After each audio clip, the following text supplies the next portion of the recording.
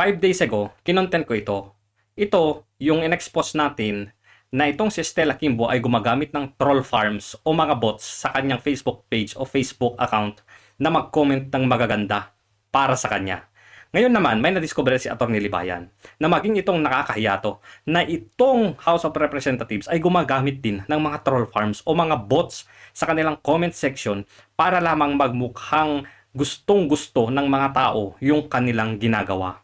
Pero bago natin pag-usapan yan, silipin muna natin ito para magkaroon tayo ng idea sa mga accounts ng mga nagko-comment.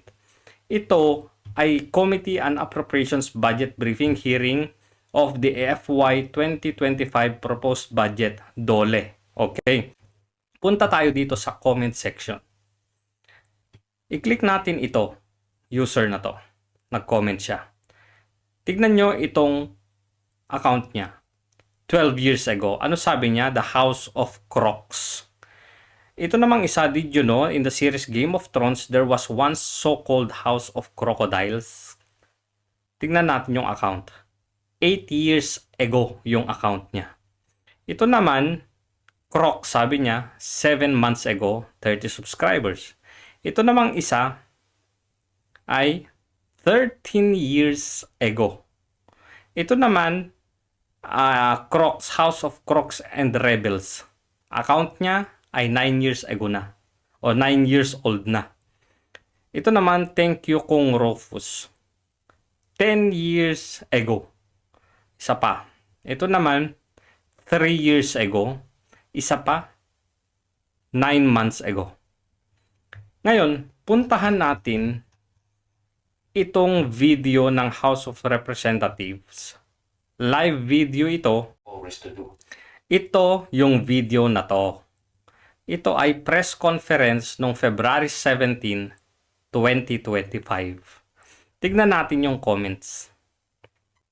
Nakakatawa to, guys. Nakakatawa talaga to. Tignan nyo. Ang napansin dito ni Atty. Libayan ay itong may Congress PH. Okay, so tignan natin yung mga nag-comment na may Congress PH. Unahin na natin to. Oh my God. 13 years ago. At dito makikita mo yung comments. Dito lang, oh. Ayan, yan lang yung naging comments niya. Okay, palagpasin natin. Baka naman kagagawa lang talaga ng account niya at talagang legit naman siya. Next. Sige, wag tayong mag-jump dito. 3 years ago, okay yan. Ito, 2 months ago. Okay yan. Ito, may Congress PH. Tignan natin yung account. 1 month ago. Oh, 1 month ago, Itong isa naman, 14 hours ago. Wow. Ito naman, Congress PH. Real talk, Congress PH is doing what needs to be done. 1 month ago din. Ito. Congress PH. Tingnan natin. 1 month ago din yung account niya. Susunod, ito. Thank you sa very detailed press conference. Walang bitin na sagot. Tingnan natin. 1 month ago din. Saan pa ba? Ito pa. Congress PH. Napaka-warm ng approach ng Congress PH sa press conference. Ramdam mo yung sincerity nila. Tingnan natin. 1 month ago din yung account. Kagagawa ng mga account, mga kababayan. Ito naman, may Congress PH ulit. Mahusay ang Congress PH sa pagsagot sa press conference. Klaro at diretso ang punto. Tignan nyo, yung comment, iisa lang yung ibig sabihin Maganda yung pagsagot, klaro yung pagsagot. Kasi ang inaatake nila doon sa press conference ni VP Sara, na ang sinasabi nila, wala naman daw nasasagot yung press conference niya. Kaya ito yung gusto nilang itanim sa utak ng mga Pilipino ngayon. na yung House of Representatives, pag may press con, klaro at diretso yung mga sagot. Kay VP Sara, paikot-ikot daw. Tignan nga natin. 5 months ago. Ito naman, may Congress PH na naman, nakakagaan ng loob ang press conference ng Congress PH. Very accommodating ang tanong. Tingnan nga natin. 13 hours ago. Itong isa naman, may Congress PH, tamang sagot, tamang diskarte, Congress PH sa press conference, parang championship fight. Tingnan nga natin. 3 months ago din. Eto, ano pa tayo? Eto, Congress PH solid. Walang paligoy-ligoy. Diretsahan magsalita. Kita nyo na, iisa talaga yung idea eh. 3 months ago din. Matik, suporta kami kay Congress PH. Tignan nyo kapag vote, no? Yung Congress PH, ginawa niyang tao. Press conference, parang ramdam mo ang totoong may malasakit. Tingnan nga natin. 3 months ago din. Aba, sabay-sabay gumawa ng account. Ito, kung adyong bababa at sa tingin ko ano to? Wala natin. Okay to. 5 years ago. Kita nyo na yung difference kapag ka yung tao totoo at saka troll. O kaya bot. O kaya bot. Ganito dapat. Congress PH sa press conference. Walang sablay sa pagpapaliwanag. Tingnan natin. 3 months ago, ba sabay-sabay talaga. Sabay-sabay. Ito, sobrang accommodating sa Congress page sa media. Lahat binibigyan ng pagkakataon magtanong sa press conference. Iisa talaga. 13 hours ago din. My goodness.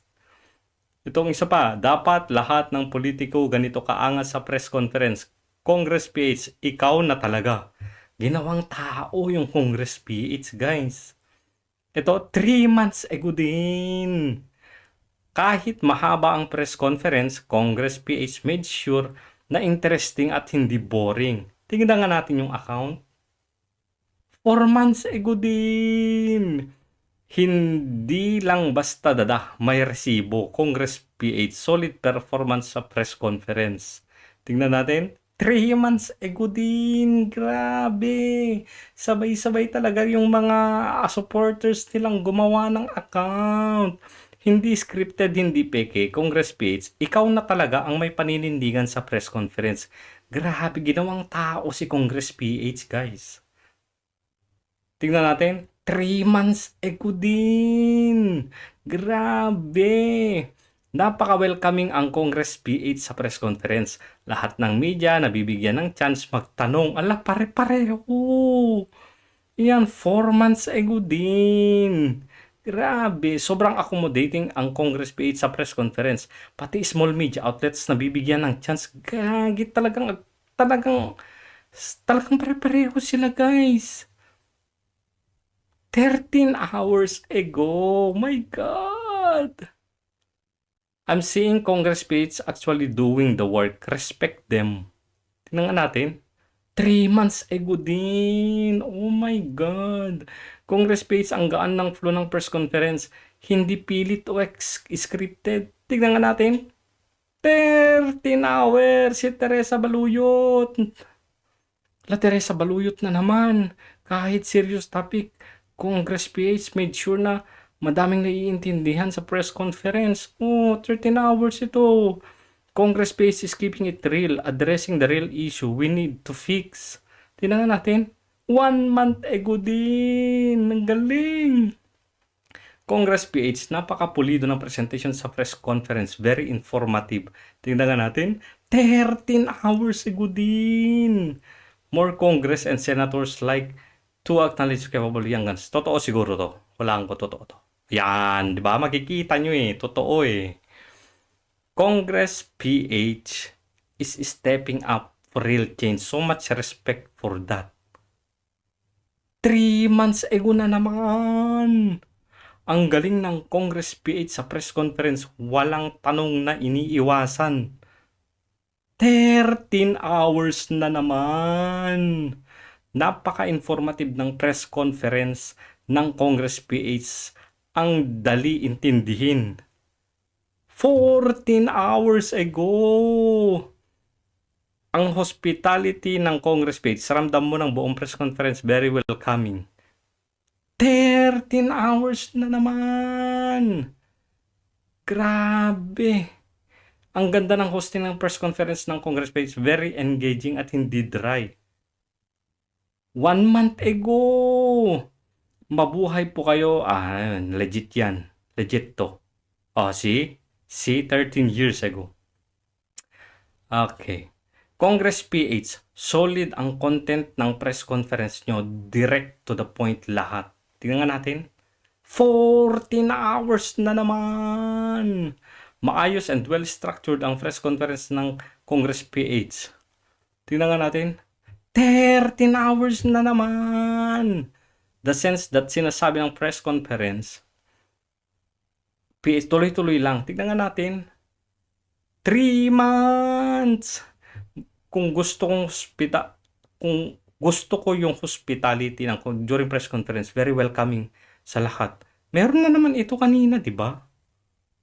Hala ka, pare. Ayun Ito Ros Balos, ang hospitality ng Congress PH, random mo sa buong press conference, very welcoming. Saan na yun? Saan na yun? Gusto ko ang hospitality ng Congress during press conference, very welcoming sa lahat. Gagi. Glad to see Congress PH handling things with maturity and transparency. 1 month ago. Thank you Congress PH sa maayos na detailed ng press conference. Very helpful. 5 months ago. Congress PH is really doing the most even with the pressure respect sa work nila. Tingnan natin. 6 months. Salamat sa Congress PH sa pagbigay ng detailed at update sa press conference. 4 months. Kudos, Congress, press conference. Example, maayos, transparent ang communication. Tingnan natin.